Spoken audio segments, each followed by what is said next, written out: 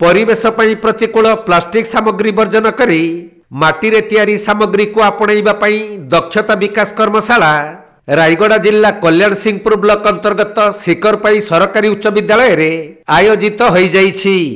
एही कर्मशालार प्रसंग थिला परिवेश अनुकूल माटीकला। एही कर्मशाला रे ब्लॉक रो विभिन्न विद्यालय रु प्राय 50 जन शिक्षक शिक्षयित्री सहित छात्र छात्री माने जोग देइथिले।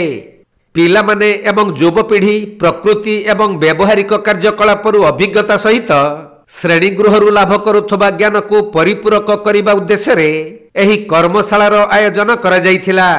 जहाँकि कैपेसिटी बिल्डिंग प्रोग्राम जोटा कि आम CS department centre of environment studies Bhubaneswar रु एथिपाई आम विद्यालय को चयन करछन्ते।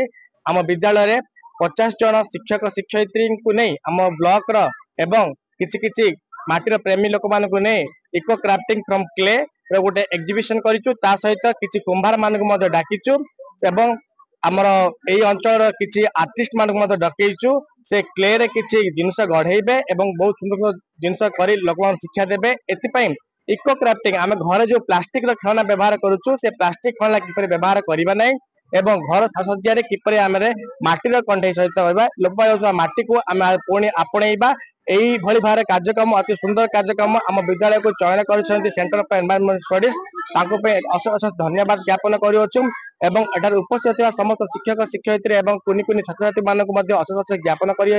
एई कार्यक्रम को आज आमे अति सुंदर भाबरे आरंभ करबा को जाउछु। तबे एही कार्यक्रम रे जोग देइथिबा पिलामानक सहित शिक्षक शिक्षयित्री माने अति उत्साहर सहित माटी रे विभिन्न जिनिस गढ़िथिले। किछि कुंभकार मानकु एही कार्यक्रम रे निमंत्रित करा जाइथिबा बेले प्रकृति सहित जड़ित होई माटी को तथा माटी को नहीं बंचुथबा कर्मजीवी मानकु सम्मान देबा थिला एही कार्यक्रमर मुख्य उद्देश्य। एपरी एक नियारा कर्मशाला को स्थानीय बुद्धिजीवी माने उच्च प्रशंसा करिसंती।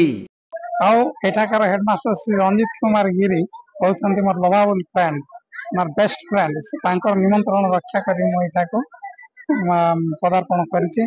आ यार परिवेश आ शिक्षक मानकर कोऑपरेशन आ छात्र छात्री मानकर समागम को देखि मो बहुत खुशी अनुभव करुछि।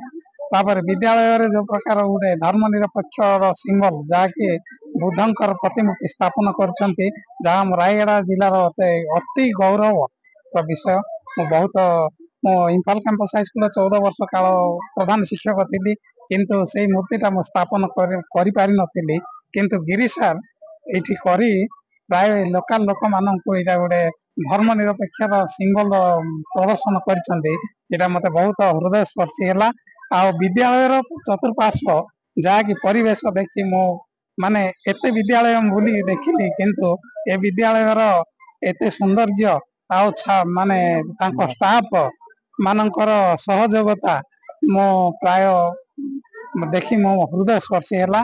तापर मु मध्य 20-25 स्टाफ नै के प्रधान शिक्षकता कार्य करिछि।